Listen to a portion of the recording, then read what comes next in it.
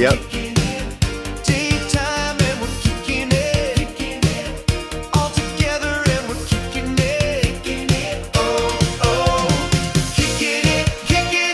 Hey everybody, welcome back to Kickin with Kruse. What's going on, guys? Happy Monday. Happy Monday. If anybody pops in there, we are here, guys, live on TikTok. Happy to have with me today.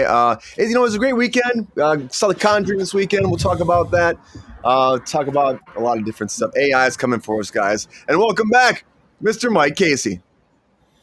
Hey, what's going on, Brian? Thanks for having me back, man. Yeah, Mike. Back here at the mini golf course where I like to lie every time we broadcast on Kicking It with Kruse. And take naps. All the naps. I took a nap. You're just jealous. That's why you gotta call me out at the top of the show like that. No, I didn't mean that, but I mean, it looks like you're taking a nap on the golf course. Right. Yeah. I just started my day. I have a jumbo mug of coffee. You can tell.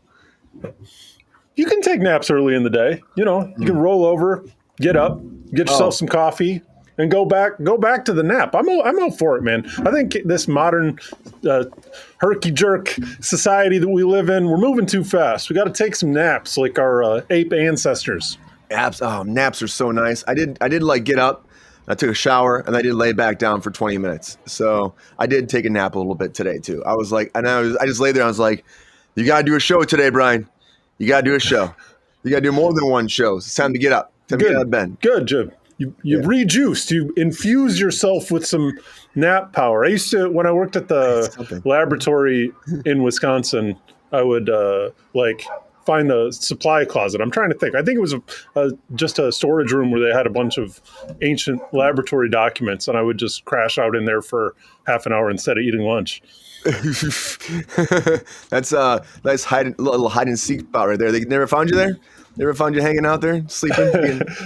No, they didn't find me sleeping. I actually had like a couple of pieces of workout equipment in there. Like I had one of those ab wheels, and I was actually really diligent about using it every day when I was at work, because I figured, at work it's easy to get into a solid habit, which is important if you're trying to make strength conditioning progress or whatever. But one time I did get busted in there doing some like crunches or something. Somebody was giving somebody a tour of the lab, and they opened the door. It was Laura, actually, the building superintendent, who's a great person, but she did not hang around with the door open to figure out what the hell I was doing on the floor. She just closed. I was like, I'm working out, I swear.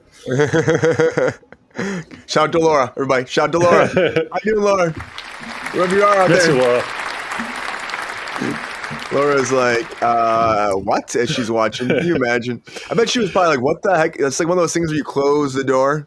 You just kind of slowly close the door and you walk away. I get it. She didn't treat me differently afterwards, and she never mentioned it. So either she didn't think anything nefarious was occurring, or she is very excellent at compartmentalizing.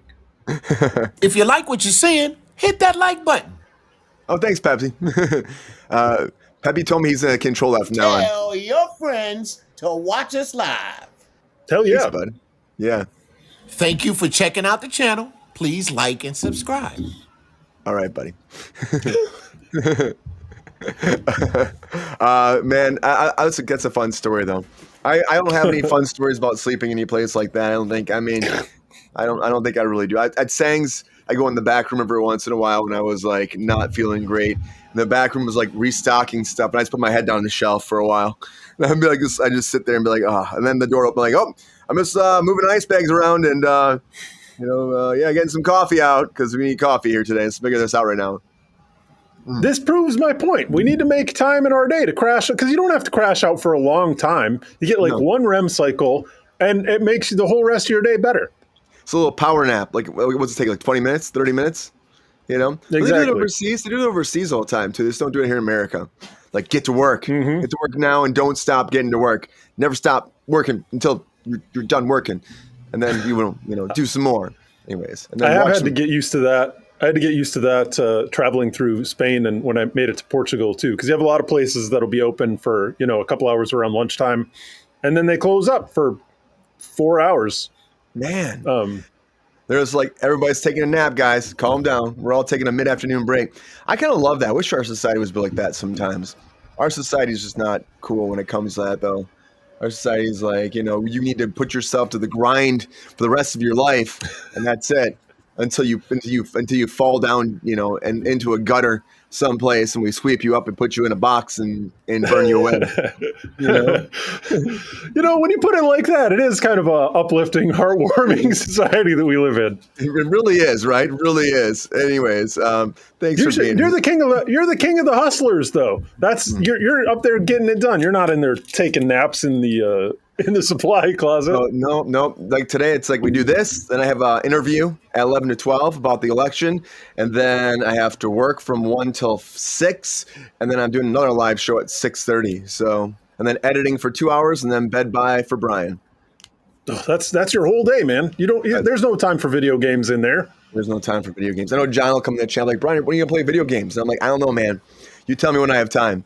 He's like, you gotta get on Twitch and start playing video games. This guy, John, in the chat, he goes, you'll do great. You'll do great. Just be on Twitch playing video games. And I'm like, what am I getting? I'm gonna play Super Mario 1.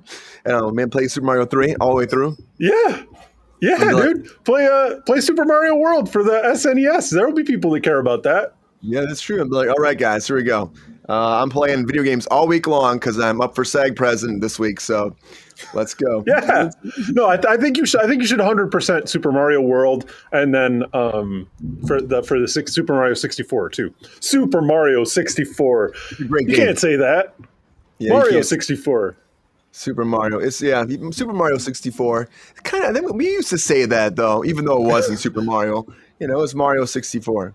Mario was always super to us. Yeah. You ever play Luigi's Mansion? I did. I never beat it though. I never I got it. I didn't really get into it. We rented it one time, and then I never played it again. But I hear it's fun. I don't know. Never really got into it, Mike. You get into it? No, never played it. GameCube was a vastly underloved system, though. Yeah, the emulators probably love those games more though now. I got to get all that stuff set up on my Steam Deck. Naturally, only with games that I own physical copies of, because that's legal. Actually, I don't know the laws in Portugal, so they might be different here. I might not have to have that onus on me. Or they might be worse. Unlikely. Actually, no. They might be pretty serious about intellectual property here. I don't know. Could be. They might be like, they might find you on the. It might actually be watching your internet feed right now. They're like, "What are you doing right now?" Who knows? Out there. Thanks for joining us. Finger hearts. Comment, chat, like, and subscribe, guys. Like, subscribe. Keep coming back. Here, I'm pulling up you on TikTok. If I can put you on my phone without installing the stupid program, Good so luck. I can maybe interact with that. Will they allow me to do it? Yeah, it live. should. I hit you live. There we go. No. All we have is NRC, but I think NRC bounced. So at 10 o'clock, we get the boost, though. So we'll see at 10 o'clock what happens. So you want to watch, you want to talk about some Twilight? Oh, yeah, let's do it, bro. Off the top.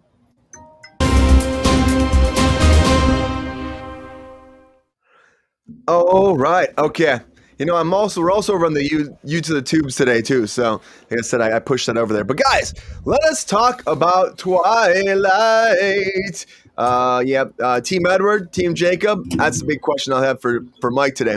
But if you guys love Twilight, get ready for more Twilight now, because YouTube, this is the weirdest and dumbest thing for me. So YouTube is releasing all episodes, all movies of Twilight. All 5 of them are coming for free on YouTube, right? Starting September 7th at 12 p.m. Pacific Standard Time through September 14th at midnight, okay? Now they're free. This free event. But then they're bringing them to theaters after that to watch them straight through in the theater, but they just gave them to me for free. But I guess a way of like amping people up to go back out, but I just watched them for free. But it's an experience, I guess. It's an experience. They're launching right after that too. So if you want to see them in theaters, get ready for your Twilight extravaganza. The 20th anniversary, you can watch them in theaters, or you can watch them. That's part of like Fathom too. Fathom likes to do those things. That's coming out right after that. So it's the end of the 14th and the 20th. It will actually start. So get ready for that, guys. Not too far away. More Twilight coming your way this month. Twilight, boy. Twilight. But Mike. What's up, viewer? How you doing today? Viewer 391504. Is that you, Mike? No, well, I mean, it could be. I'm just trying to find the comments. I can't even get them. I can't see them. Okay. Well, Mike, what do you think about Team Jacob, Team Everett coming back one more time? The YouTube thing, it's like you're going to give it to for free, but then you're going to have us go to theaters. I don't know. Do people want that much Twilight in their life? I think a lot of people probably do. I don't know if we're the main demographic. We might be. We got to be Team Jacob, right? Isn't Jacob the actor that plays Jacob? He's from like Okemos, right? Yeah. He's from, and he went to Man and Steve a lot, and he hung out with Katowski before, and Tara and all them. Yeah. Goose saw him at the beach before. I didn't know that. I guess he used to date one of Tara's cousins at one point. Yeah. Okay. Before he was, a werewolf. So, there was a whole thing there. Hometown werewolf. Yeah, Team Jacob all the way. I can kind of see why they're... Sorry, what? I was going to say, it's kind of crazy that he married someone named Taylor as well. So it's like the two Taylors, like he's Taylor and his wife's name's Taylor. Mm-hmm. That's confusing. I don't know if I could do that. Would you marry someone named Mike? No, my mom is already named Mike. I don't need any more Mikes in my life. I know. Maybe her name's Michaela, and she's like, call me Mike, but you're already married. I'm saying, it'd be like me marrying like a Brianna, or she's like, call me Brian. And I'd be like, I don't call you Brian. That's weird. Or Bri.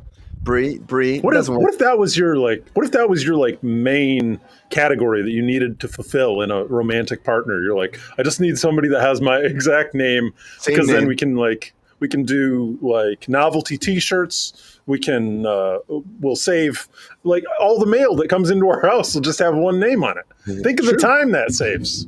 But it's also, isn't that confusion though too? I think because then you're opening up someone else's mail and you're like, this is not mine. I don't need this. Why are you getting herpes medication? That's a whole different conversation. But then the government can't find you, Brian. It's double jeopardy. You can never be committed of any crime because they'll never know if it's you, or federal mail crimes at least. Double indemnity. What was that? That was a movie back in the dark ages. But no, okay, Mike. All right, I can see it. Okay, that's one way of having some positivity to having the same name. But also, I mean, let's talk about some Twilight though too, because movie theaters. So movie theaters. Do you think people are just going to watch it on YouTube, or do you think people are just going to ignore that and go to the theater and see it instead?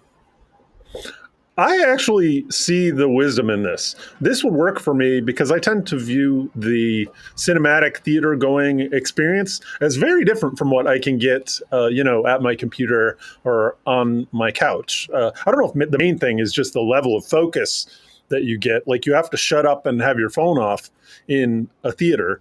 So just being able to like catch up on whatever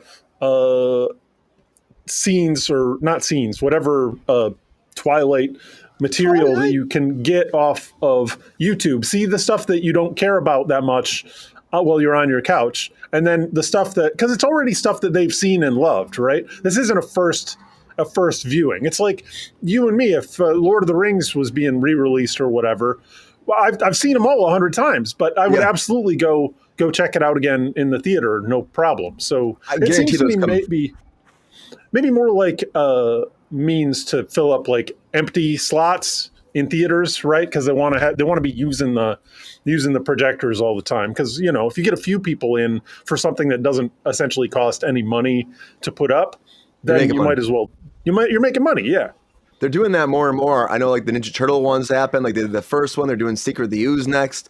They're doing these. I hear about this more and more. Like this fandom. It's a fandom. It's called fandom. They're events where they're just kind of bringing all the old movies back to theaters. And Titanic loves doing this too because they want to keep that making more money. James Cameron's like, let's make this the biggest movie ever by releasing it once a year. But I get it. It's too much. There are fans for this. There is too much. There are fans for Twilight though that will go see this regardless. No, they'll sit through. I had a friend just recently. She said they had like a Harry Potter one, and it was her birthday, and she sat through all of them for her birthday, straight through. I'm like, that's a lot of Harry Potter in a theater. That's a lot of Harry. That's dedication. You have to go to the bathroom, come back. They're like 2 hours 15. Yeah. Even the earlier ones, and the later ones are closer to 3 hours, right? Yeah. It was like I don't know if it was a 2-day event, but it was like she definitely watched them straight through. She said 6 movies. Oh my god, that's amazing. Unless it was she went in like 7 a.m. and she was there until midnight the next day. Those are very different movies, though, too. It's not like kind of an even thread. Like it's like fun, prancy unicorns at the beginning, and then at the end, it's like we're camping out at the end of the world. Like it's dark. It gets really freaking dark. I love those movies. They're shooting right now with Nick Frost as Hagrid, which I'm like, I love Nick Frost. What a great talent. And they're showcasing. He's like only like 5'7" or something like that, or 5'8". And then they have like I guess the tallest police officer that's in the UK. He's like 7 foot tall. They're using him as a body double, and they have like a head that looks like Nick Frost's head that they put on him, and they're gonna put some little animation with that too. It's like, what the hell? But I saw images.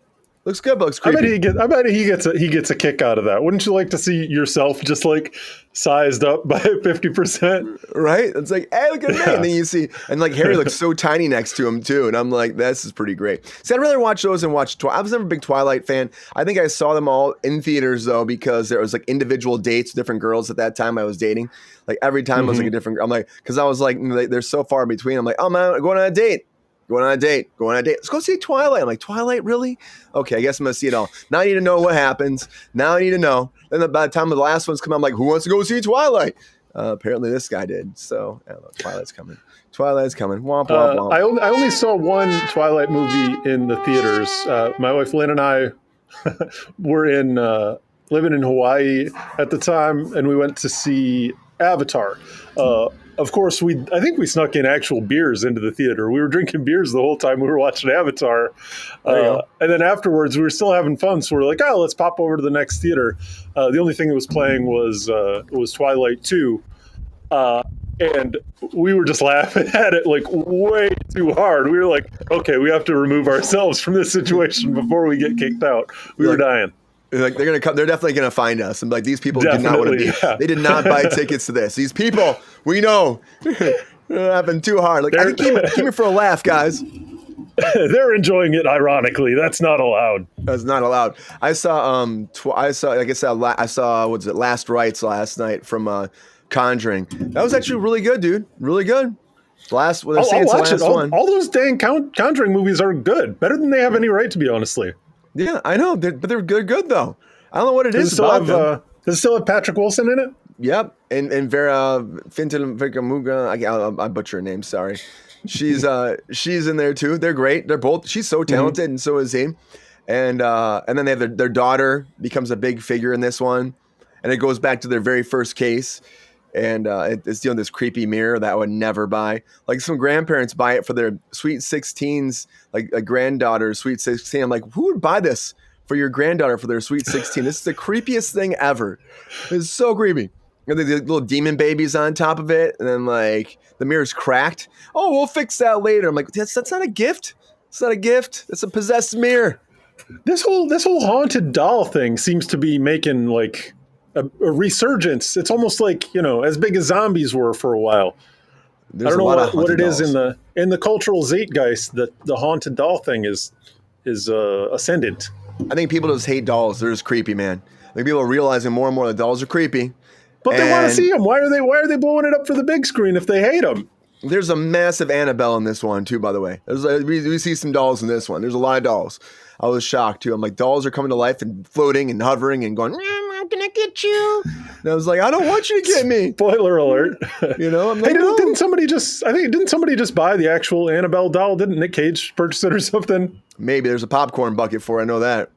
I don't want that popcorn bucket. It's creepy. Don't eat popcorn out of that. Don't eat popcorn out of Annabelle. You might get possessed, and she might haunt your dreams, and she might. It's not going to be anything good. That's all I'm saying. She might not let you. Dead men tell no tales, I say. You be careful about that. Do you want to see that popcorn bucket before we move on? I can show. I think I got it in here. Pull it up.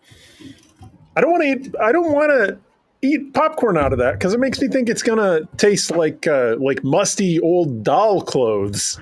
Hey, yeah, which is right. Just one of the last flavors that I want in my popcorns. Maybe not the last flavor, but definitely fourth or fifth on the list of my favorite popcorn flavors. Plus, she's looking at you the whole time you're eating.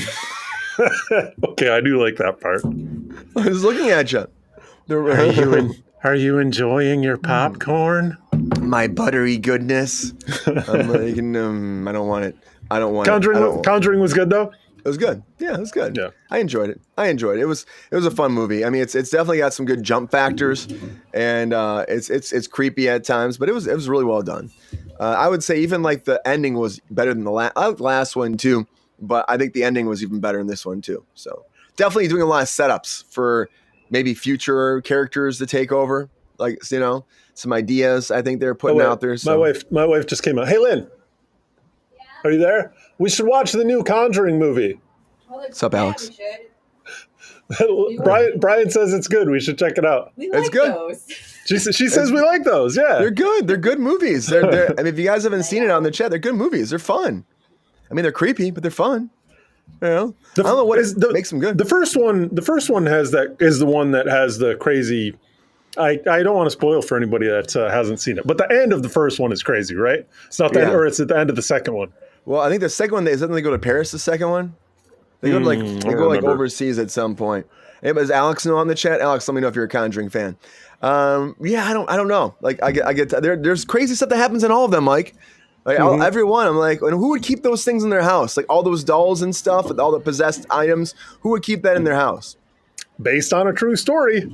I know. And they even major hucksters and charlatans, but they're real people. Alex says he's a big Conjuring fan. I gotta see the new one. Alex, yeah, it's really good, and it is yeah, the little heart. They are setting. I mean, they are setting something up, but it feels like it's turning the page too. But it's really well done. I mean, I think they did better than they did the last one for sure. So I know, like people are saying, oh, this is the best Conjuring movie yet. I'm like, I'm not gonna say the best one, but I'm gonna say it's really good. That's all I'm gonna say. So guys, check out The Conjuring and watch out. Do not buy that Annabelle popcorn bucket. I guess if you do, careful where you put that in your house because it could be dangerous. That's all I'm saying. Watching. The popcorn's watching. If you like what you're seeing, hit that like button. Thanks, Pep Star. Anyways, guys, let's keep this moving. What do you think, Mike? Yeah, that was fun. I had fun with that. What was that? That was just our first couple of topics. Yeah, it's time. We're already having a good time.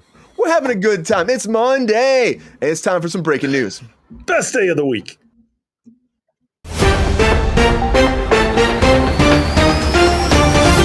Best day of the week, Mike says. Best day of the week. So Aristocats is not happening. Aristocats, guys. If you're an Aristocat fan, which, I thought, Questlove doing this, like Questlove directing as well, I thought was kind of surprising, but Questlove's directing, cool. But, Disney apparently had some changing of the guard and some things were shifting around. And Questlove said, you know how it goes. When people switch around, they start changing higher ups and they start, changing schedules, things drop off. He said once Disney had their third president, he said, because it's been in development for a while, their third president, usually when new administration comes in, no matter what, they're going to reshuffle. And he said because of that, Aristocats is gone, guys. So no Aristocats. He said he would have loved doing that, which is what I mean, do we really need an Aristocats live action movie though? Anyways, I think the idea of Questlove doing is interesting, but Aristocats, like, was that even? I can't even tell you, Mike. When I saw Aristocats, I guess they're sophisticated cats. Is that what it is?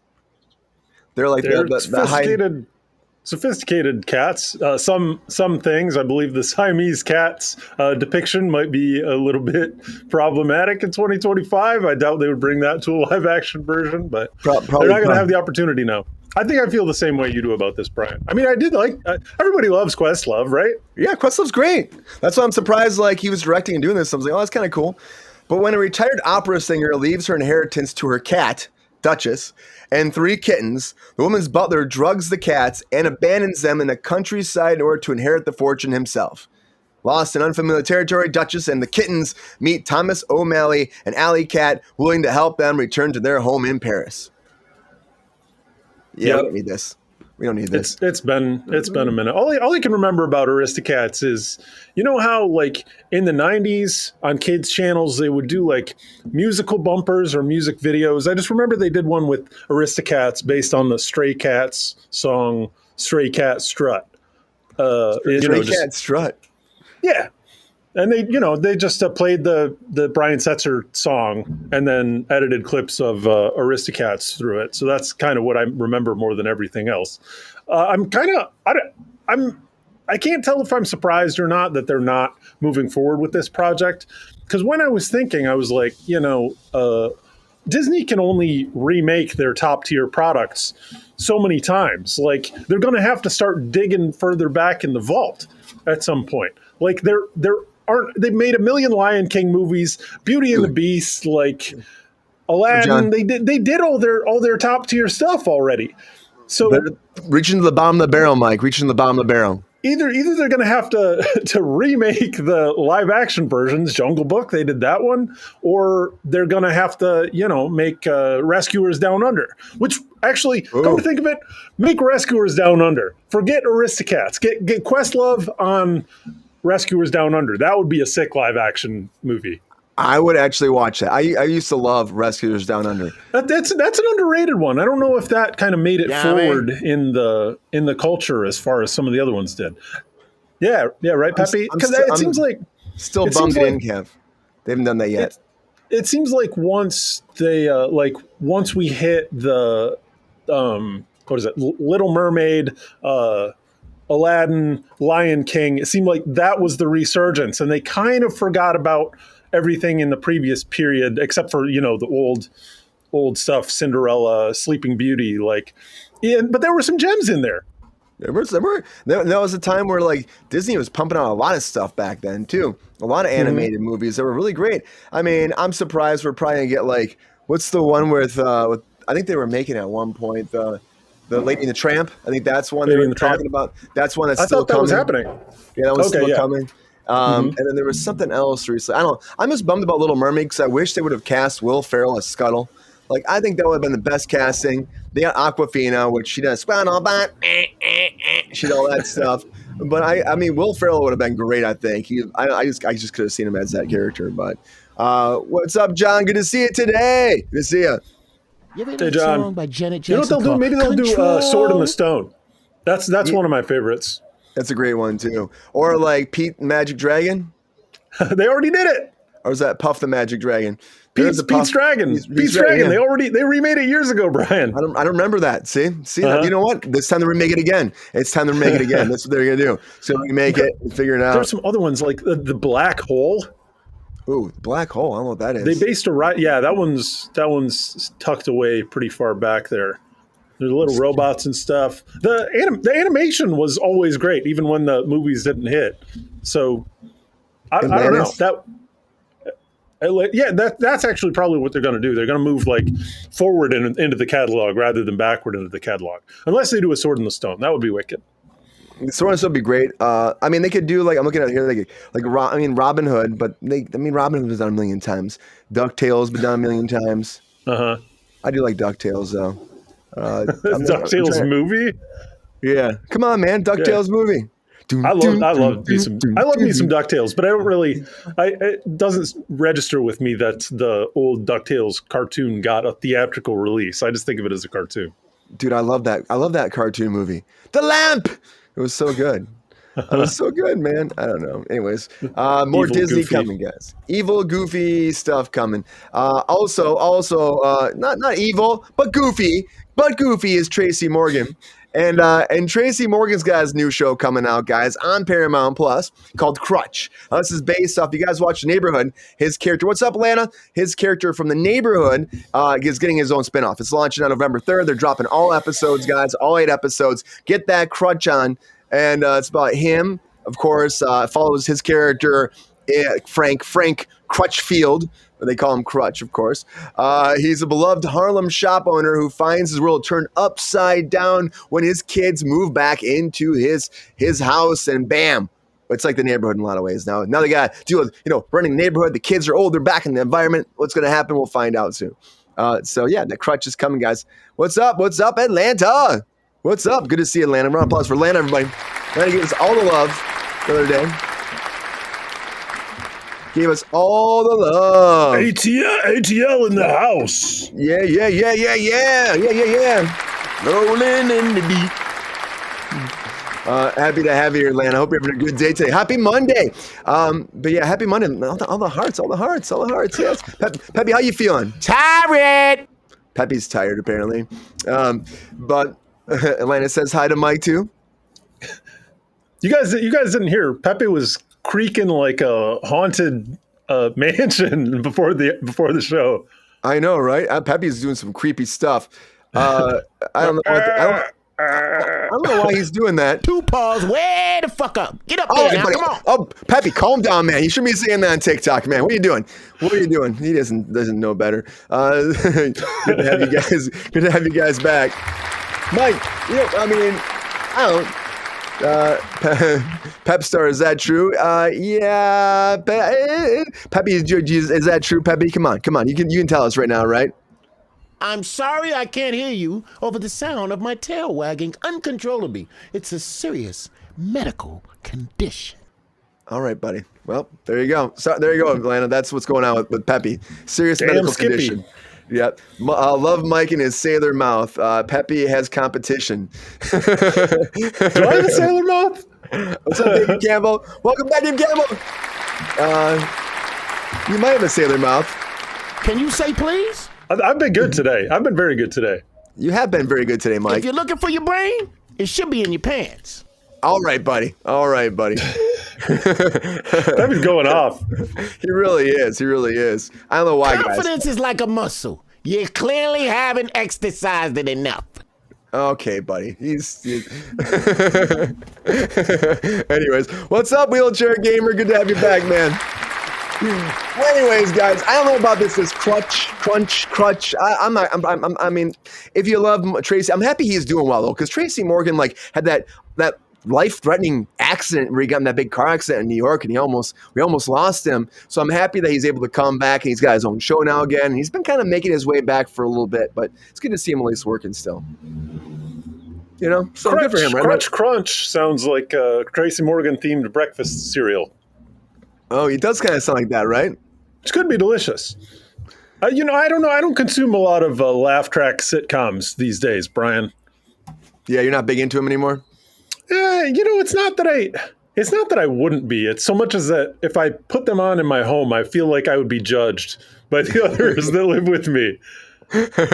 What are you watching? Is that a womp womp happening in the background? Oh, I know. I meant to wear today. I meant to wear my Steve Urkel shirt because I represent Urkel. So if I have the itch for the classic laugh track sitcom, I typically will go back and watch some Family Matters. Family Matters is so good, man. I left off probably around the later years of Home Improvement, which would have been 2000 or so. Dude, they're doing a regroup of that on Tim Allen's new show, like a reunion of all the Home Improvement people. So time for Tim to retire. Yeah. John says Pepe chose V to the Islands. Pepe, what you gotta say to that, man? The fuck are you? Did you just say that? Oh, dude, Pepe. Okay. All right, we're off TikTok. Family Matters is classic. That's what David Campbell says, and I wouldn't buy that cereal. Yep, that's true. But I do love it. It's great. It's great to see Tracy Morgan working. He's hysterical. Yeah. I love Tracy Morgan, so I'm happy anything he does. I'm happy he's still working, Mike. So round of applause for him. Good for him. Happy he's coming back. And something else coming back that's not even out yet is Cliffhanger, because the Cliffhanger reboot is apparently working on a sequel. That's right, the Cliffhanger reboot with no Sly Stallone, of course, not at all. He's not going to be in here. But we do have it's funny. It's like Pierce Brosnan's playing the main character in this one. So we don't have Sly, but we got Pierce. But they've been shooting it, so it's in post-production now. Lily James, Pierce Brosnan, starring in this reimagining of the classic guys. Why David Campbell? I know. That's why I said in the announcements too. Especially when Stallone was attached to the first one at first, and then all of a sudden he dropped out, and they're like, "Oh, it's okay. We got Pierce Brosnan." I like Pierce Brosnan, but if you're going to have a father-daughter figure, why would it not be Sly? Because you would think that would be the same person. But came out in 93, $255 million it made overall. And Brosnan will play a seasoned mountaineer named Ray Cooper, who operates a luxury chalet in the Dolomites with his daughter Sydney. And during a weekend trip when a billionaire's son is there, they are targeted by a gang of kidnappers. And Ray's daughter, Naomi, is still haunted by a past climbing accident, guys, and witnesses the attack and escapes and has to save her family and confront her fears for the final survival. That's right, guys. Cliffhanger reboot. So there you go, guys. I remember when this was coming out, and I was like, "Are we really doing this?" Were the VMAs last night? Yeah, the VMAs were happening, and the Emmys. The Emmys happened last night too, but it was the the Crew Emmys. They happened on Saturday and Sunday night. Like Penguin got a bunch of awards, like best prosthetics, and I know like Severance got a bunch of awards, and I know like also the studio got a bunch of. I mean, the studio won a lot too, so they're pretty cool. Why wouldn't they get the guy from Taken? Oh, that's a good question. You're talking about get a little bit of Liam Neeson in there. Liam Neeson? And I will seems like a natural fit. I can't picture him. He's a little crusty at this point for dangling off an edge. But then again, so is Pierce Brosnan. Yeah, he is. Pierce Brosnan also just recently said that he would love to play an older Bond too. He's like, I'm down. If you want me, I'm down. It's time for Bond to get out of retirement again. And I'm like, I can see you wanting to do that really bad too, because I mean, he was a great Bond. He was a great Bond though. He was a great Bond. It seems like a liability to your intelligence agency to have a 70-year-old secret agent out there. Secret. You know what? They need probably all demographics of secret agents. So maybe I'm just being ageist. Don't be ageist, Mike. Don't be ageist. And we're not on TikTok. You think this movie is going to be like straight? The original was so cheesy because it was when did that movie come out? Like 1988. I want to say it wasn't early 90s. Oh, it might have been. I'll find out. It might have been 88. But the appeal of those kind of movies is 93. The cheese. 93, that late. The appeal is the cheese, which is why I think they have the stick aroundness that they do. And I don't know that Cliffhanger is like a beloved movie, but it does manage to make its way, in the pantheon alongside some other beloved movies. But this, I don't know. I'm wondering, like, they attach Pierce Brosnan, who's a good actor, who attaches himself to good projects. So maybe it's an actual good script, but that's not really what I want to see. I want to see cheesy early 90s remake. At least give me some winks to the camera. Well, they say it's good because they're like, they're so excited about this movie. They're like, you're already, scheduling the reboot sequel. So I mean, like they're stoked about it. But they're saying the script is awesome and Sly's not involved. Which are you shocked that Sly's not involved, Mike? I don't know. He's richer than God at this point. I don't know what motivates him to do what he does. I would expect him to come back. Yeah, I would too. The chat's like saying, John's like, ain't that the guy from Taken Irish? Yeah, Liam Neeson, he has like the Irish accent, but he takes it off all the time. And John was born, and David Campbell was 5 when this came out. I feel you. Like I was born in 84, so it's like, I was super young when this came out. So I don't understand like why we need this. I don't think people are screaming for a Cliffhanger reboot. I don't think people are screaming for a sequel to a Cliffhanger reboot. I know that Stallone probably would have been, but maybe they didn't want him on board for some reason. He's doing, there's that Rocky movie coming that's about him making Rocky. He's got, of course, Tulsa King is one of the biggest things for him too. So people love Tulsa. That'll be cool. It's a documentary. It's a movie though. It's a movie. They actually cast somebody to play him. And it's about when he's a kid. It's like when he has a script, he's trying to sell it, and so it goes through that whole time where he's trying to sell it. Yeah, that's cool. He sold his dog, didn't he? He sold his dog. Yeah. Did you guys hear about this? He sold his dog. Like the guy from Squid Games sold his laptop, but Sly Stallone sold his own dog and then bought it back once the script was purchased. Who wants to buy your dog is what I want to know. Somebody that was like, you know what? I'm going to make some money off this guy if he wants his dog back. And I mean, it's sad. Like, and then that guy actually overcharged him more for the actual dog, get the dog back too. I'm like, what are you kidding jerk. Me? Yeah. What a jerk. Because he knew.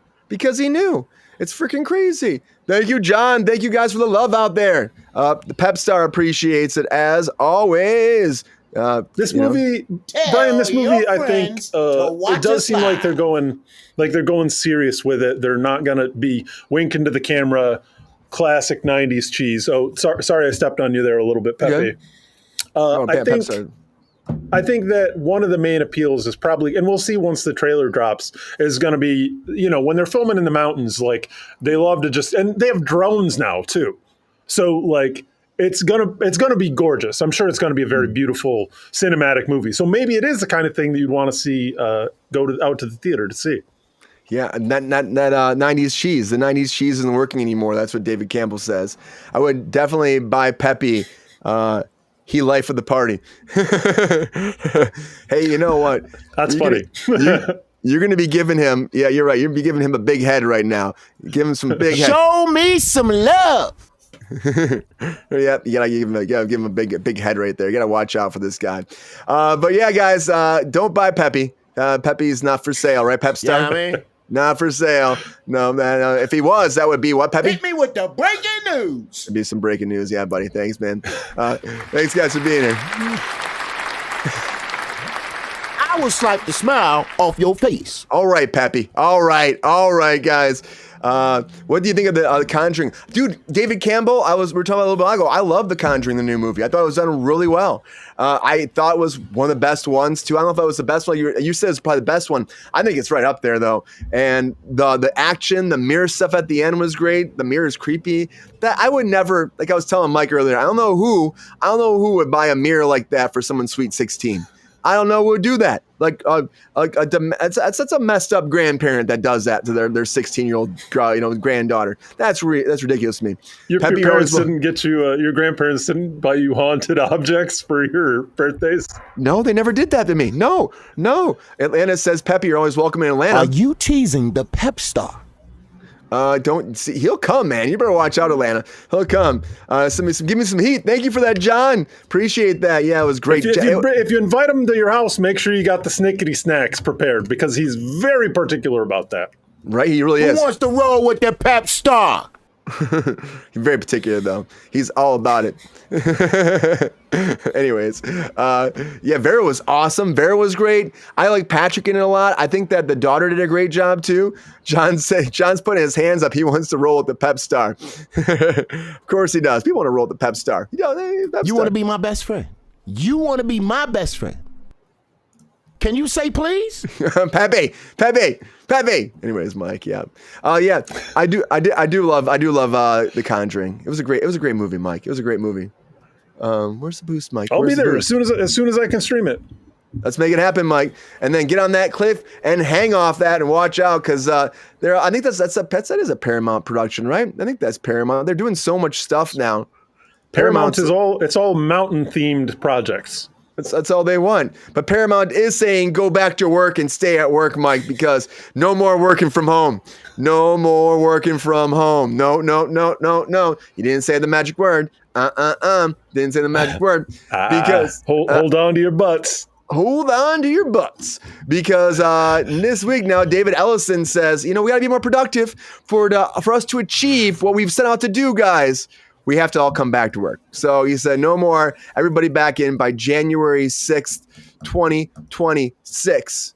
Everybody needs to be back to work. So that's the plan. So if you're ready for that, guys, if you're bummed by that, if you work for Paramount, you're probably not happy right now.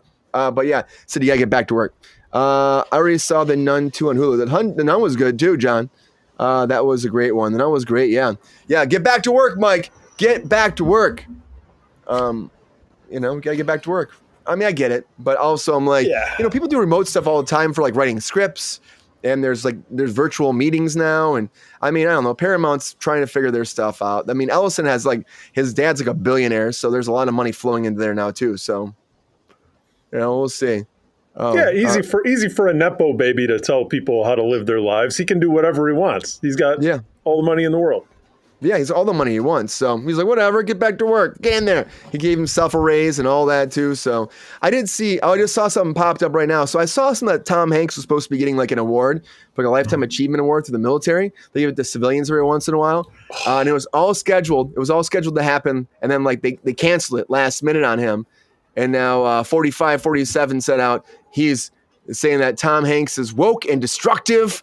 And that's why he wasn't getting his award.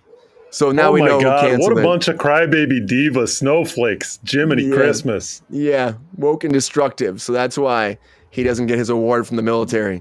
So I figured that's what it was when I saw that yesterday. I'm like, oh yeah, it's got to be something with 45 in the house that's white in that state on the East Coast. I don't know if he needs the additional accolades. Like, you remember, you saw Top Gun 2 in the theater, right? Or was it just Top Gun remake? Okay, it was Top Gun 2.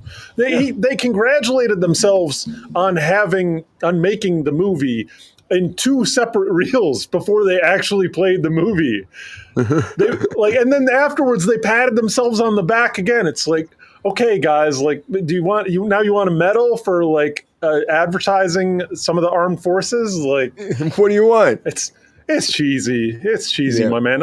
Despite all the problematic organizational relationships that our boy Tom has. Yeah, I love. Tom's a good guy. I like Tom, but he does have some problematic stuff. Yeah, we like Tom. He ran into our hearts years ago, and he's held in there. So, he's certainly not the wokest guy on the block. Like he's very kind of reserved. Like he kind of keeps his positivity just basic and positive and personally empowering, right? Like he's. I can see how on one level you can think of him as a problematic figure, but not mega woke. Like, relax, guys. It's just because in the last election who he voted for, and he was against who our president now is. So that's why. Oh, better toe the party line, guys. Jeez. Yep. Well, it's also like some of our pubs over there in the house of people. Careful the words you use. Those house pubs, though, they're just not doing great because a lot of house pubs are going on the epi files and they're saying that you're not going to get any help for re-election. So that's a whole thing. Good. Well, they want to get the regular hubs. They want to actually get new hubs in there that will dance in the party all night long with 45. Oh, yeah, that's looking for filling your party with loyalists that have no obligation to the truth is not the way to a prosperous society. Apparently, that's the world we live in now. That's what they want. That's all I got to do. What were we talking about? What was Tom Hanks. Love Tom Hanks. We veered off into Tom Hanks. We love Tom Hanks, friend of the show. We got to get him on here sometime. But no, that wasn't even the topic that we were on. Yeah, we were on something else. Cliffhanger to Paramount. No. Oh yeah, Paramount. No, there's a whole discussion in there, Brian. Like, that's a big situation. It's a big situation because, again, like Paramount's trying to get. I mean, honestly, Paramount's been cutting jobs left and right, so I feel like there's more to this. Right. They're probably hoping that more people will just not want to come back into the office so they can fire more people because that's like a big thing. They're trying to cost $1 billion. I bet that's what it is mainly. Yeah, this is their way to be kind of just ease people out so they can save more money. That's got to be what it is. And Ellison, they all got their stocks and their raises and all that, and then they're trying to cut everything tremendously. But then they canceled that Dexter show, and they're canceling more shows, and they're laying people off. They canceled Resurrection? They didn't cancel. They canceled Original Sin. Original Sin, right? Yeah, no, Resurrection's doing great. They're not going to stop the Resurrection. That's great. They already got the writer room going for that too for season 2. So that's not going anywhere anytime soon. So Resurrection's here to stay. And John said had family over, put on Disney Plus to see Deadpool, and didn't know it had so much cussing in it. Yep, no, there's a lot of cussing in there. And we were talking about that. We were talking about that last week. Disney's really moving because they're doing that the Marvel Zombies series too. They're really trying to capture the full market. They don't just want to do kid stuff. But yeah, it's going to be a problem, for you when you got everybody over for Christmas and you sit your kids and your parents down on the couch and you turn on Deadpool because you're like, oh, we'll watch some fun Marvel stuff.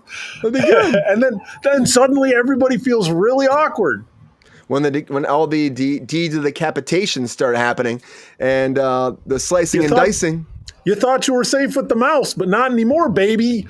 Nope, the mouse does not mess a room. Tell your friends. Here, Brian, can I talk with you? Can I talk with you a second about the Paramount situation? Yeah. Because I am of two minds about it. Because on the one hand, obviously I hadn't thought of what you said, which is that that it's just an excuse to let people go, which I'm sure has to be the primary motivating factor. Feels like it. On the other hand, in the article that you sent, they're talking about having offices and going to see the offices, and there's nobody in them. That's not a reason. That just means that if all the work is getting done, you can reduce your real estate footprint. You save that money. You don't have that many offices. That's actually a benefit. So that sells, or it rings completely false.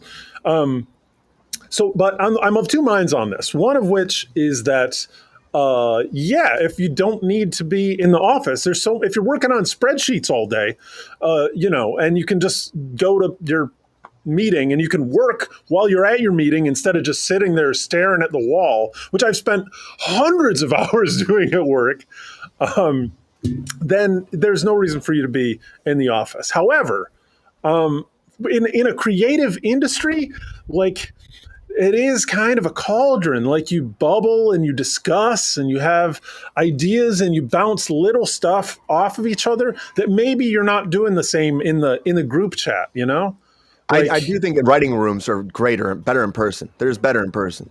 yeah. Or a virtual setting can help like this, but like you gotta be able to see the person and bounce back and forth. A text message thread, like, you're not gonna be getting that, you know? Because, you know, sometimes someone's saying something that inspires somebody else, and then they go off on something, then that person goes off on somebody else's idea. So that's why I think the writer's room are important to be in person. But if they can, you know, if you have to have someone virtually in it for like one person, fine, but not the whole team, you know? But like, what else do they have? Like the staff people, I mean, productions, you know, the main thing about Paramount, they're just going to be like cutting everything. I think they're just going to look through it and like, we don't need these people once they start coming in. They're just going to be cutting more. But yeah, a lot of redundancies with the Skynet merger or whatever the other company is. Right? The Skynet, Yeah. Skydance. But there's also, like, if you look at Paramount, the studio is massive. Like, they're moving from Santa Monica is where Skydance is at, and they're moving into Paramount. And there's plenty of room for them to move in because all these offices are pretty much empty. But those offices really, like, it was made before back in the day for actors to live there. That's why it's so big. Those are all dormitories, and people live there. And like, Really? it was a cool That's thing. really interesting. Yeah, they're all dorms, and so they'd hire. Now they hire big actors only to, like, you know, first look deals and stuff like that. But back in the day, every actor was hired to a contract like that for Paramount, for MGM, for let's see, I'm thinking about back in the day for Sony. You know, I mean, Sony wasn't as old, Warner Brothers, but back in the day, and so when they did that, Desi Lou. So when they did that, you live on the lot, and then 5 days a week you would go to productions. And they'll be like, you do maybe 2 a day. So like 9 a.m. you have to be over on this set. At 12 p.m. you have to be over on this set. And then you just go, you do the 2 jobs, you go back to your dorm, and you go to sleep and do it again the next day. It's the craziest life as an actor.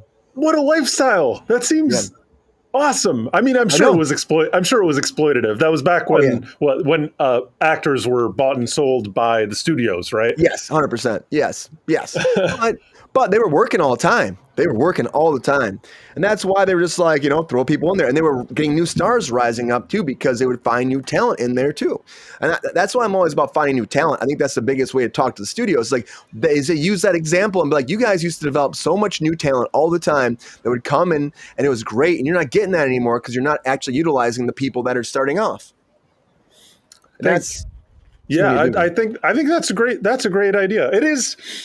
It's weird because it is rife for exploitation. You see those kind of situations where you'll have an artist collective in one way or another. You'll have writers, or you'll have models, and they're like a boy band or whatever, and everybody's crunched down into one house where it can hypothetically be a creative boiling pot, which hypothetically, you know, if everything is on the up and up, if the people that are in charge aren't looking to, well, I don't know. Maybe it's just a problematic setup from the get-go because they're trying to get their cut. But as long as, I guess, you know, there's no SA involved, which I think is what a lot of the situations that could arise out of that. Oh, yeah, easily. Especially living on the lot like that, you know? Mm-hmm. My bias might be showing because it sounds like a great idea to me, but I just want to be able to wake up in the morning and have, boom, craft services like available to you 24 hours a day. That would be wicked. Which they kind of did. You go to set and food was there, and you ate and you did your thing, and you get dinner, and then go to another set, and then go home. But I don't know, like, they worked long days though. They would work multiple shows per day. Never go home. Sleep in the dorm. That's what it was. Sleep in the dorm, and then you live there, and I think they shoot on weekends sometimes too. And so you'd be like sometimes like nonstop shooting. So it was like the actor's life back then. Now it's, you know, it's a lot different. Now the actors can't get a job. You know what I mean? So it's like, well, they gotta fight traffic in the morning and in the evening every day. Actually, if you're showing up to set early, then it's not too bad in the morning. But yeah, 4 a.m. call, you're okay. But the Paramount stuff is crazy to me, Mike. It's I do think that there's a lot of talk about them because the merger did go through and they're shifting it more than Paramount has ever done. And they're picking up a lot of projects. They're greenlighting stuff, canceling stuff, firing people. So the news is not going to stop anytime soon when it comes to Paramount. It's just going to keep growing. We're going to have more and more coming, guys. But yeah, I think there's a big deal with like creativity, Mike, but also a deal of numbers, I think, too. It comes down to like, we got to get these numbers down somehow. They're gonna put them out there and find out what they also, I think that, also by bringing them in, they can like study them and see what they're actually doing sometimes too. I don't know. I feel like this way of cutting costs. We'll see. But projects all about the money. All about the money, which is, of course, what I think Lord of the Rings is all about, the money. Because, like, why make another Lord of the Rings? Because it's going to make money. So the hunt for Gollum now, of course, has been moving forward. We talked about, you got already Elijah Wood talking about coming back. You got Sir Ian McKellen coming back. You had, of course, Sean Astin at that meeting, too, talking about coming back. But now we have Orlando Bloom in the picture, and they're like, "Are you coming back, Orlando Bloom?" And he's like, "I have not heard a peep, actually. I don't know. I don't know if it's focusing on Gollum or so. Anything's possible. I think I could be there." He goes, "I really hope that, he's like, all said being done. He's like, I hope that I'm not replaced." He goes, he's like, "Listen, I hate to see anyone else play Legolas. Like, you know what I mean? What are you going to do? Are they going to put somebody else in there as Legolas? I don't want that." And then he's like, "Are they going to AI me? Don't AI me." He was like kind of going off on a tangent a little bit here. Come on, if anything happen these days. But yeah, I mean, I don't think anybody replaced him too. He so got replaced, John says. Oh, he so got replaced. He might be replaced. I mean, they haven't officially signed on like anybody officially. That's the whole thing, except Andy Serkis. But of course, Ian McKellen and Elijah Wood made that whole announcement at the last fan event. And then, people have been talking about it. So it's like, it's coming. It's definitely coming. There'll be probably a big Lord of the Rings announcement, and they'll show everybody. They'll have a big panel, and they'll be like, "You shall not watch this." I don't know. Are my levels okay? I got some wind here. I had to turn off my compression. Yeah, it's good. Yeah, okay, actually, okay, cool. the wind actually went away. I was like a little out of the wind a little bit at times, but yeah, it's gone now. Okay, his name is Sir Ian. Yeah, Sir Ian. It is Sir Ian. He earned that, sir. He earned that, sir, Mike. You're making me think of the from the TV show Extras. Extras, yeah. Sir Ian, you shall not pass. Sir Ian. It's such a great show, Mike. Such a great show. He's so awesome. I love everything he does. So, and that's why I'm happy. Even he's like 88 years old, and he's like, you know what? I'm still down for Lord of the Rings, Magneto. Let's go. You never age out of being a wizard. I mean, that's don't. One of the best parts of taking wizard roles. Like, nobody's going to say, "You're too old, your beard's too long." You're getting even more wizardy the older you get, guys. Exactly. It's like you're really living the freaking Gandalf life, aren't you? Living the hashtag Gandalf life. Orlando, you don't have to worry, man.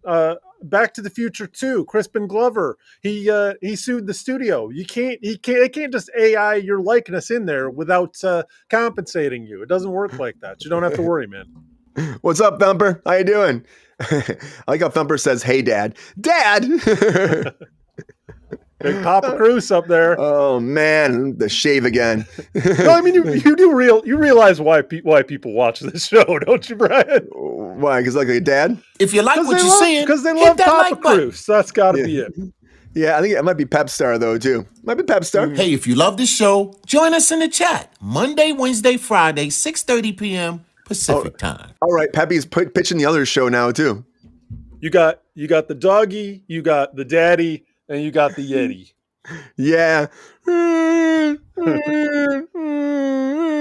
can't do that.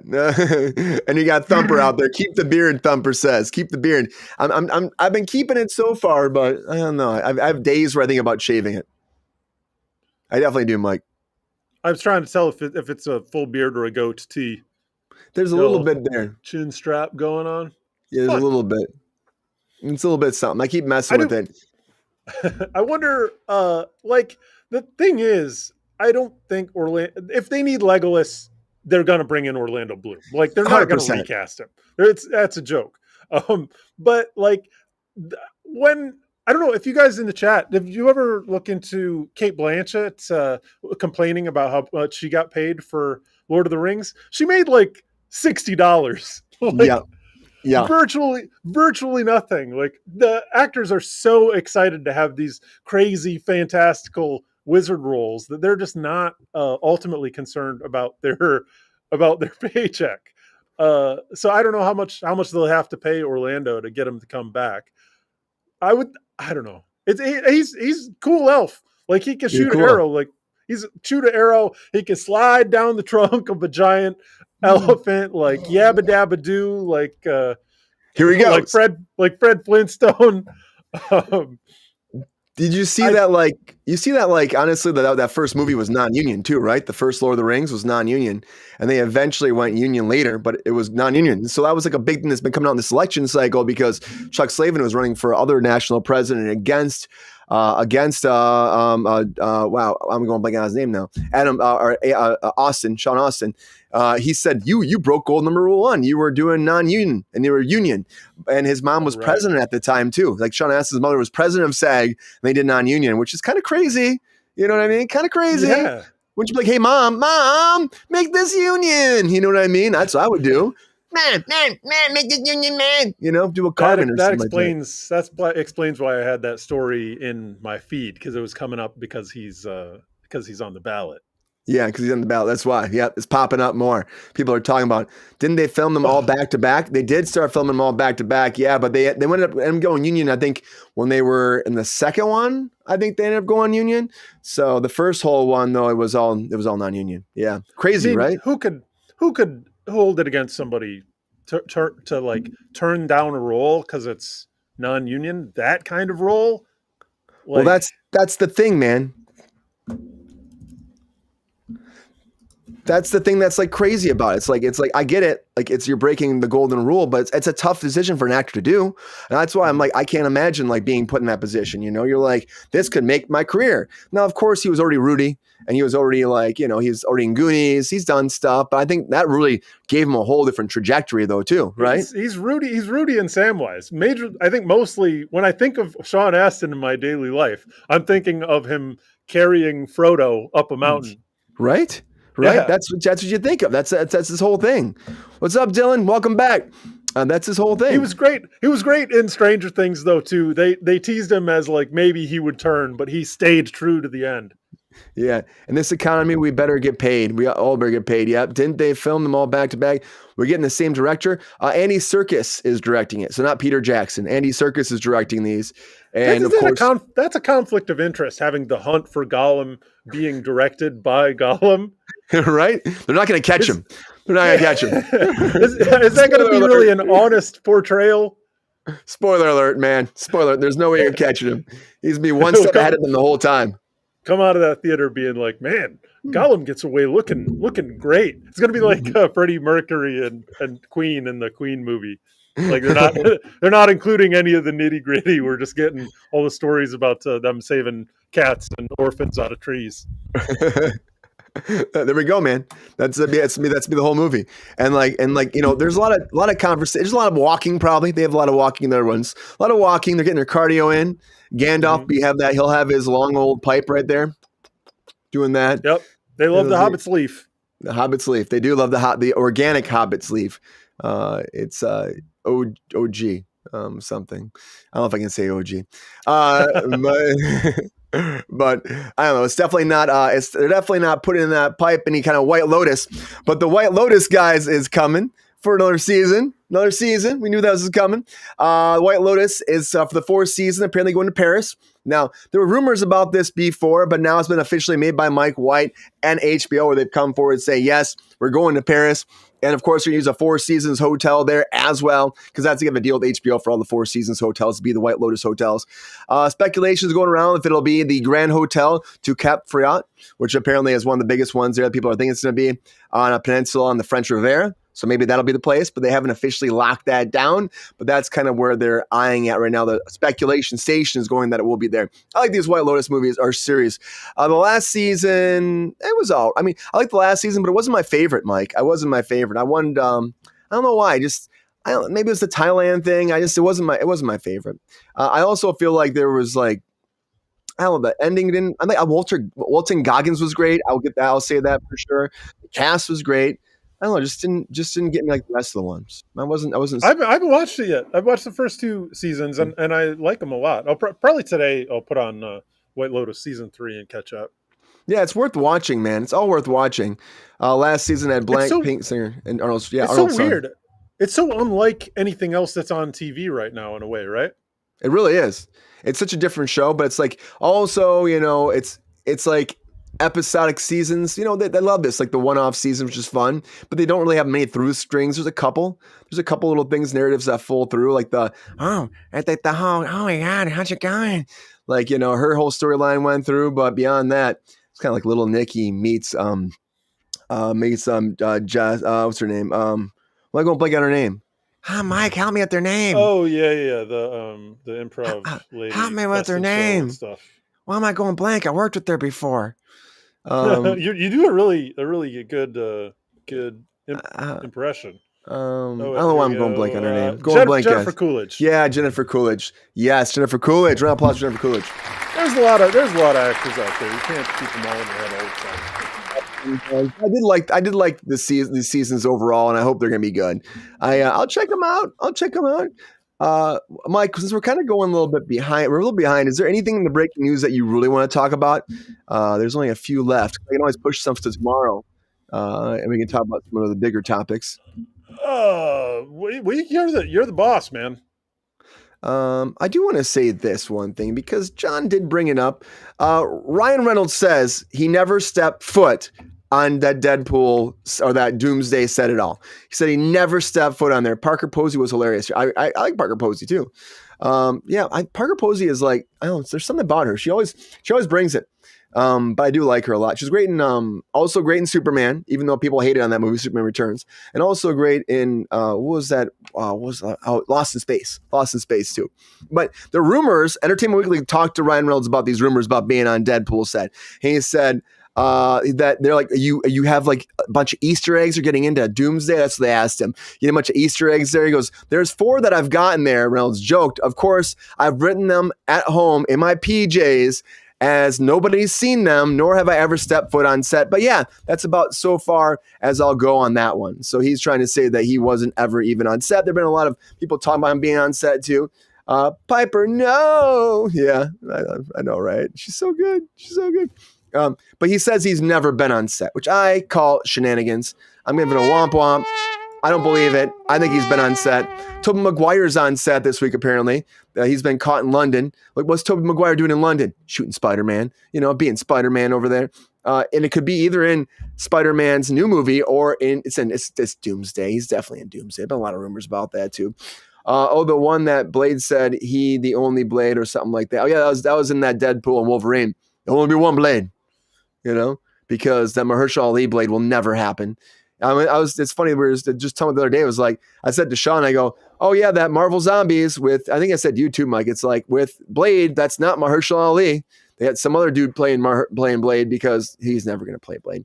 You think that they're going to do it, just like make the voice in the animated movie, Like, why would you not do that? It doesn't make any sense to me. Is Sean excited about Marvel Zombies? No. He's not going to watch it, he said. He's like, it's like, whatever. I thought he'd be super stoked. He has all the zombie things, and he's like, I don't really need this. And I was like, oh, he goes, I'm kind of over. He goes, I canceled my Disney Plus already.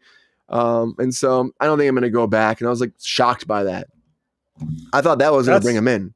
That's a big step for him. He's like, it sounds like he's given up on the movie franchise. Yeah, I was shocked. He's gonna watch Doomsday, but he's not super stoked about the stuff they're doing on Disney Plus. Not at all. You think Ryan Reynolds is full of it then, Brian? Oh yeah, I think he's totally full of it.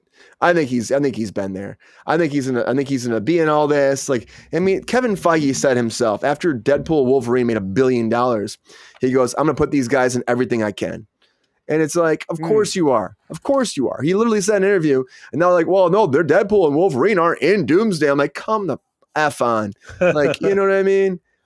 Yes, he is. The one with the Blade. Oh yeah. I just don't see a world where they're not. And then I think that they might be able to pop in later at the end. because there's a lot to set up. And then they go into the big battle for Secret Wars, which they're talking about splitting that into 2 movies now too. So it'd be actually 3 Avengers movies coming, which I think makes sense. Like split Secret Wars into 2, because it seems like they had so much to do with Doom, like establishing Doom and then getting into Secret Wars. That's a lot of character development, a lot of characters in general. Was Kang originally in the running for the plot of in Secret Wars? Yeah, they were in that. Yeah, they had the Kang Dynasty written. That was what they scrapped, that whole script that was already written, and then they changed to Doomsday. I think they kept some elements, but they pretty much scrapped. They had a whole new writer and started from page 1. And then they used Robert Downey Jr. instead. But Elektra was great. Elektra was great too. But then, Kevin Feige tried to say, like in an interview recently, that, the idea was to always get rid of Kang after Ant-Man. I'm like, no, it wasn't. We know it wasn't. Come on, man. You won't even say the guy's name. He won't even say Kang. He won't say Jonathan Majors. He won't do any of that. And so, like, that wasn't the plan. He's like, we had Robert cast back then. I'm like, no. What happened was, he got into trouble, and you called up Robert Downey Jr. and you said, hey guys, I got $100 million in a briefcase. It's sitting on side of your car right now. Open the door. It's right there. If you open it up and take it, you've taken the deal. Sign the contract. And that was it, And then he came back. So I just don't buy that. So I think that they're looking at money. They're looking at everything. The other movies haven't done fantastic this year. Fantastic Four made money, like 100 million, 150. You look at Thunderbolts, about 100 million. Brave New World of the Core, and then made about 200 million, which I don't really believe. Because I know they lied about that figure, man. They definitely lied. It came out as a $320 million production budget. Then all of a sudden, magically went down to 180. I'm like, how is that even possible? I call shenanigans. Pedro is everywhere. But I just think that they need that boost. Deadpool Wolverine made $1 billion. They're like, we need that. His vibe is so different than the mainstream Avengers thread, though. You think he's just going to make a cameo, or it also makes sense, I think, if he's in an after credit sequence, right, to promote whatever the next Deadpool movie is. Yeah, I think that's great to have him in there. He's gonna be there. I don't think he's gonna be a big part of it. I think he's just gonna pop in. It'll be like him and Wolverine. I think Wolverine might be a bigger part of it, but I don't know about. Awesome! I would love to see that. You know what I mean? Especially because you have Patrick. You have the original X-Men together. Why would you not have Hugh Jackman in there? Why would he not be with the rest of them? That would be so cool. How didn't Hugh Jackman say he was going to stop playing Wolverine like 15 years ago? He did. But then that whole thing happened where he said that, he got the divorce. I think you and I talked, I don't know if we talked about this before. He had the divorce, right? And the divorce happened, and him and Ryan had talked multiple times. They had a conversation not too long. He said he was driving and he just stopped one day and he pulled over and he got out of his car, just looked up in the sky and took a breath and said something inside by us said, it's time to go back. And so he called up Ryan and said, okay, man, I think I want to do it. And Ryan was about to go into a meeting to pitch Deadpool and Wolverine, a new, like for the third time pretty much, to Kevin Feige. And they had nothing, he said. He goes, I had nothing. We tried pitching a buddy comedy thing before. No, they didn't like any of it. They said, keep coming back to it. So, okay. So then he went in the meeting, he goes, here's my pitch. Hugh Jackman and me. And he's like, well, you can't get him. He just called me. He's down. Okay, you're greenlit. And that was it.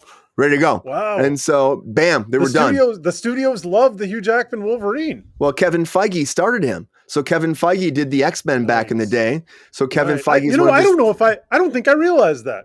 Those old X-Men movies were incredible. They were great. Yeah.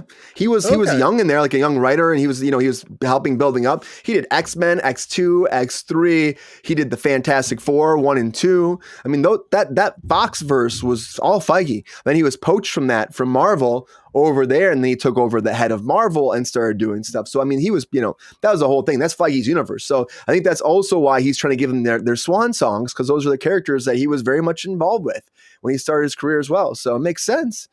How is Hugh Jackman going to survive he's 74 years old? How is he going to stay that shredded all the time? Like, it has to take a toll on your body. All he eats is collard greens and buffalo meat. Like, he's 56, by the way, 56. And he did say a lot of chickens lost their will to be around because he had to get that big. So they volunteered. They said, this is a Wolverine project. We understand our personal sacrifice is important. Get out there and do what you got to do, Hugh. Get in there, Hugh. Get in there. Help you out today. Help him out. Oh, man. Dude, you know what happened? The push did not happen again. It went through on Thursday when I was here by myself. Monday, Wednesday, Thursday it's supposed to be. Rough, man. I don't know what's happening here. I'm giving you my A game here, guys. I know. You guys are getting it, though. Getting it. They need money back from Snow White, John says. Yeah, they do. Snow White lost them all of the money. All of the money. And that special effects, too. But yeah, Hugh Jackman, though. I love Hugh Jackman. Bring him back. Keep him going. Feed him more chickens. And more chicken. Chickadee China, the Chinese chicken. And we keep going. And The Conjuring was, guys, if you haven't seen The Conjuring, go watch Conjuring. It was worth watching. That's all I'm saying. Worth watching.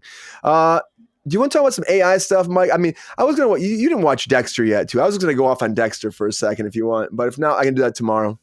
I mean, I don't mind hearing about it if you don't have crazy spoilers. Okay, I won't crazy. Let's talk about Dexter!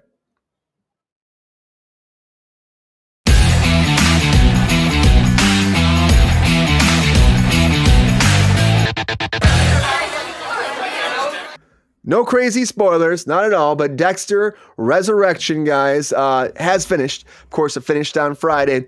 And so I watched it like late night, Thursday night. I thought Mike was AI. Mike is not AI. Can't show brands on TikTok. Oh, I don't know what brands I'm showing. What am I showing? What kind of brands am I showing? My shirt. Oh, come on, for real? Okay, thanks for letting us know. Yeah, I guess we're not. Yep, there we go. Good to know. And Killian, thanks, Killian. But yeah, I like Dexter a lot, Mike. I think that what they did here is they reestablished what it is to be Dexter Morgan. In the last season in New Blood, it was like he was like a dark passenger floating amongst the ocean of tears and instability. And then what happened was he found his way back to being the person we knew and loved in New York City. Because even when it starts off, like that last season where he's got the beard and he's camping and he's like trying to hide out, I'm just like, I'm not about this. And then Harrison comes in, he's like a little whiny little kid. I'm like, why is he whining all the time? Could show brands if you sponsor them or getting paid. Oh, well, are you getting paid? Maybe Mike's getting paid from Portugal. I don't know. I'm not getting paid. Should I go change my shirt? I don't know. Maybe I didn't know about that either. John, you're helping us out. Yet? We didn't get kicked yet. We're still on here. Thank you guys for the likes and the follows and stuff. Thank you for that. And thank you, John, for letting us know. But no, I think what they did there too, so they got them in there. They got all these new killers, unliving people. All these new unliving people that came in. You got, great cast, I would say. Neil Patrick Harris was in there. Peter Dinklage, Uma Thurman. Dinklage is so good in this too. But it does have, like, if you ask me, it's got a sad ending, but it also is a very fitting ending for Dexter. It makes sense for where they're going to go moving forward. They did some breadcrumbs of stuff that I think is going to be fun. They had like one moment in this season where he does some blood splatter analysis, and it was so great just to see that because you haven't seen that in so long. And you can feel like they need to do more of that. Mike is hiding. That's what John says. Thank you for the corn, John. But yeah, so they did like a little bit of that. They teased this whole new person that's probably going to come later. Now, people in the chat were like, that have been watching this and stuff, are saying that there's like this person called the New York Ripper. And they're like, well, and they kind of like touch on that a lot this season. But people are like, oh, they're going to ruin that. But I think they have a lot of good stuff going to come with the Ripper. I hope so. Without spoiling anything, I think there's a lot of stuff that's going to come with the Ripper. And I do think that, man, Michael C. Hall falls right into those shoes. I actually like Harrison again. I didn't like Harrison before, but I actually liked him in this season. Like, their dynamic worked really well. They had there was one time, the imagery was great one time. Like, I'll pop this picture up because I thought it was really kind of cool to see. Was when you have all three Morgans together in the same room. And it was just really cool to see, like, back to back to back. Like, you had Harrison, Harry, and Dexter all together in a scene. Kind of fun to see as well. Oh, yeah.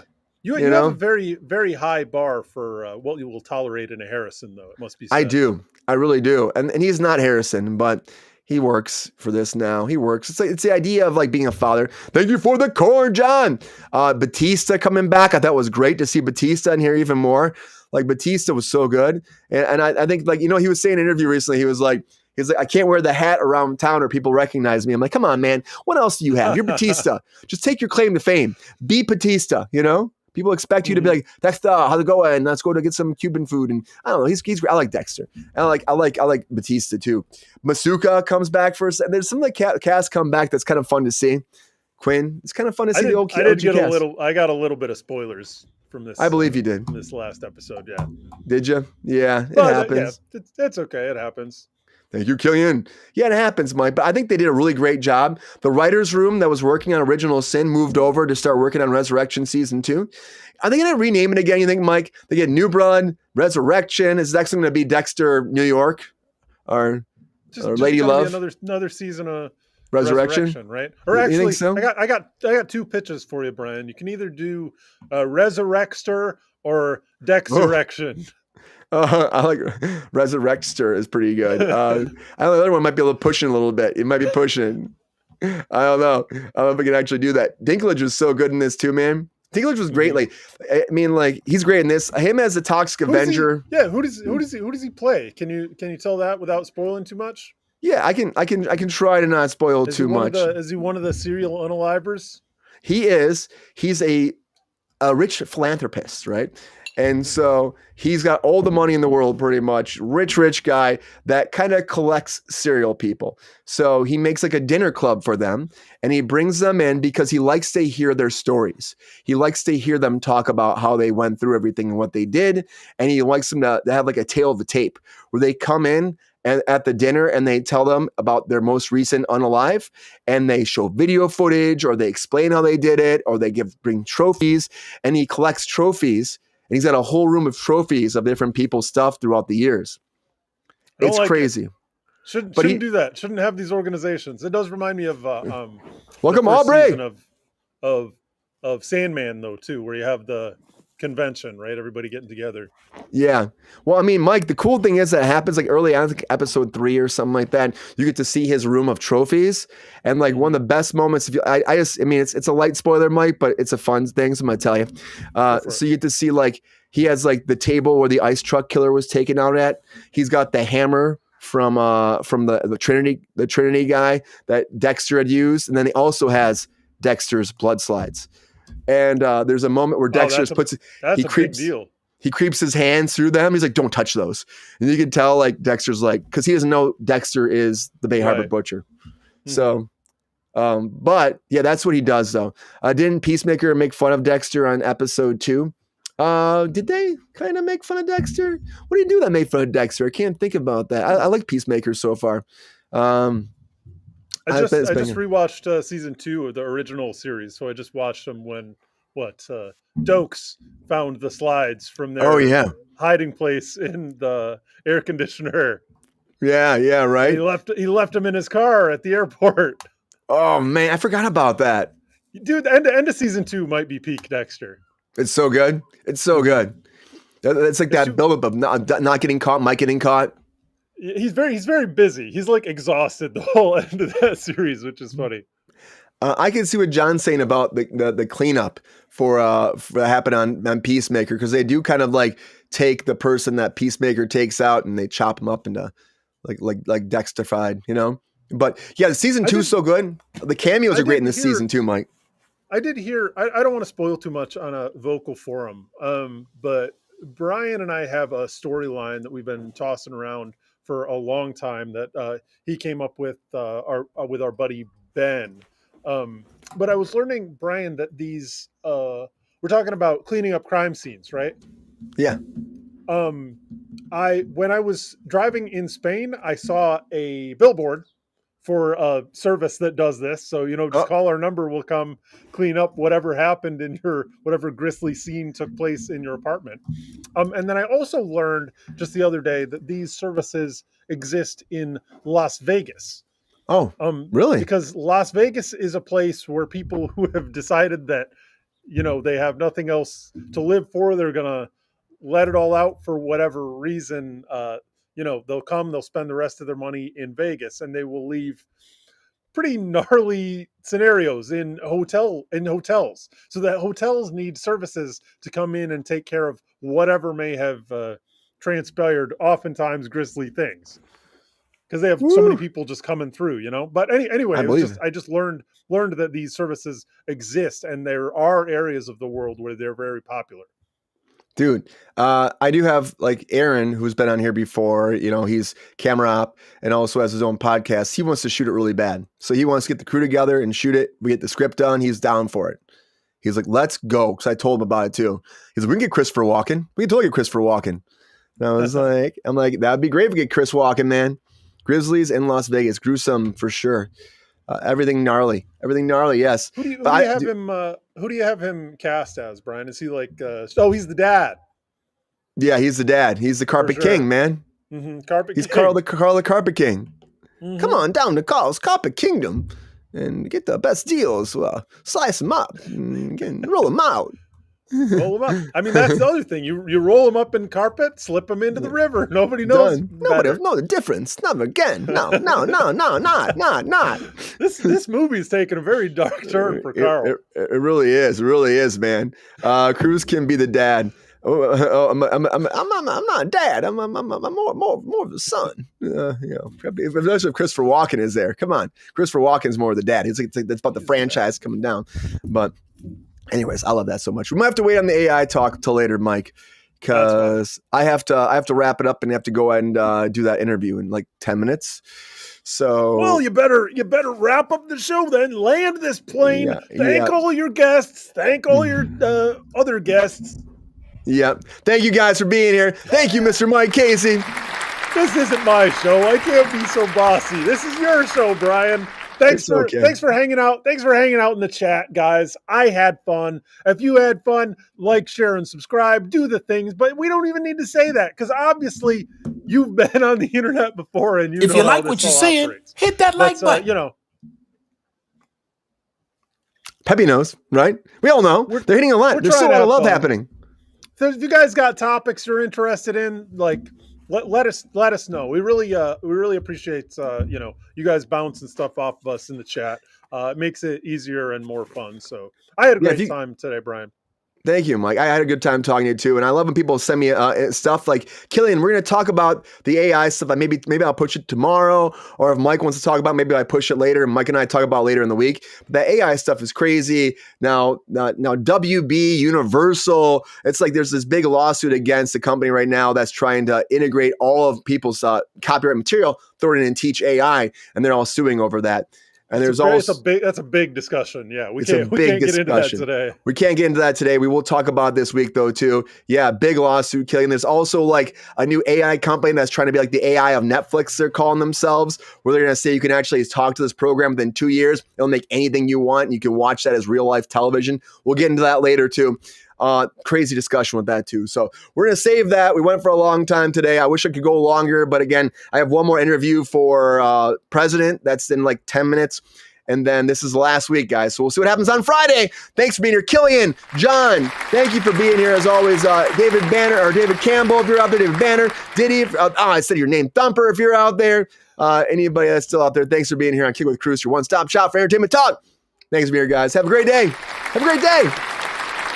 Catch you back tomorrow morning. But until then, see ya.